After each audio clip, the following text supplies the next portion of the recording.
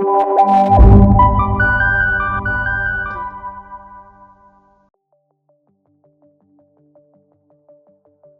Canadians govern themselves. There are 3 key facts about Canada's system of government. Our country is a federal state, a parliamentary democracy, and a constitutional monarchy. Federal state. There are federal, provincial, territorial, and municipal governments in Canada. The responsibilities of the federal and provincial governments were defined in 1867 in the British North America Act, now known as the Constitution Act, 1867. In our federal state, the federal government takes responsibility for matters of national and international concern. These include defense, foreign policy, interprovincial trade and communications, currency, navigation, criminal law, and citizenship. The provinces are responsible for municipal government, education, health, natural resources, property and civil rights, and highways. The federal government and the provinces share jurisdiction over agriculture and immigration. Federalism allows different provinces to adopt policies tailored to their own populations, and gives provinces the flexibility to experiment with new ideas and policies. Every province has its own elected legislative assembly, like the House of Commons in Ottawa. The 3 northern territories, which have small populations, do not have the status of provinces, but their governments and assemblies carry out many of the same functions. Parliamentary democracy. In Canada's parliamentary democracy, the people elect members to the House of Commons in Ottawa and to the provincial and territorial legislatures. These representatives are responsible for passing laws, approving and monitoring expenditures, and keeping the government accountable. Cabinet ministers are responsible to the elected representatives, which means they must retain the confidence of the House and have to resign if they are defeated in a non-confidence vote. Parliament has 3 parts: the Sovereign, Queen or King, the Senate, and the House of Commons. Provincial legislatures comprise the Lieutenant Governor and the elected Assembly. In the federal government, the Prime Minister selects the cabinet ministers and is responsible for the operations and policy of the government. The House of Commons is the representative chamber, made up of members of Parliament elected by the people, traditionally every 4 years. Senators are appointed by the Governor-General on the advice of the Prime Minister and serve until age 75. Both the House of Commons and the Senate consider and review bills, proposals for new laws. No bill can become law in Canada until it has been passed by both chambers and has received royal assent, granted by the Governor-General on behalf of the Sovereign.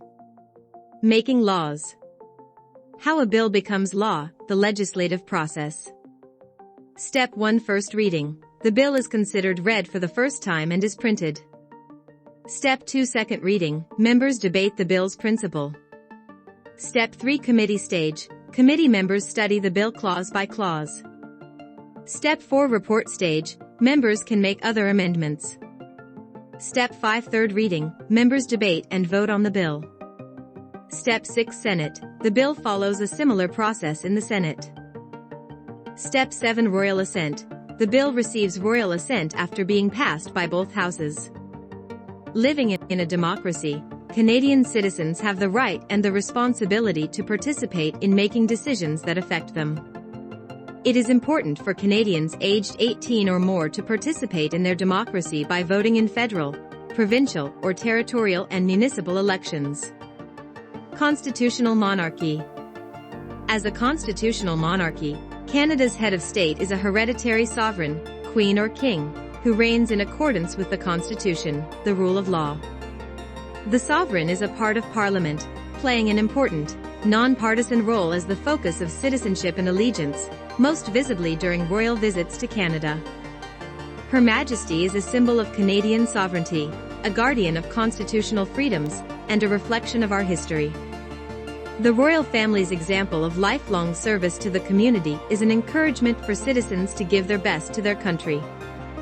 As head of the Commonwealth, the sovereign links Canada to 53 other nations that cooperate to advance social, economic, and cultural progress.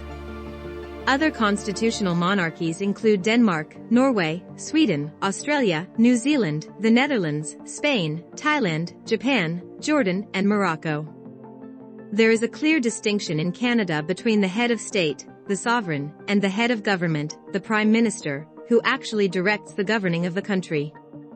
The sovereign is represented in Canada by the Governor-General, who is appointed by the sovereign on the advice of the Prime Minister, usually for 5 years.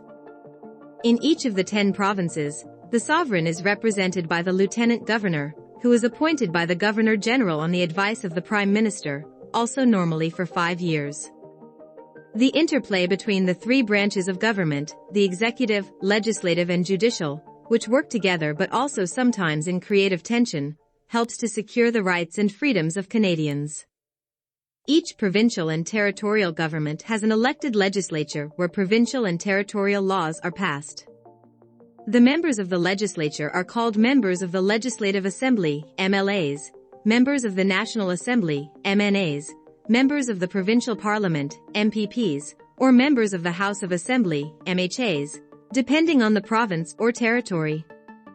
In each province, the Premier has a role similar to that of the Prime Minister in the federal government, just as the Lieutenant Governor has a role similar to that of the Governor-General. In the 3 territories, the Commissioner represents the federal government and plays a ceremonial role.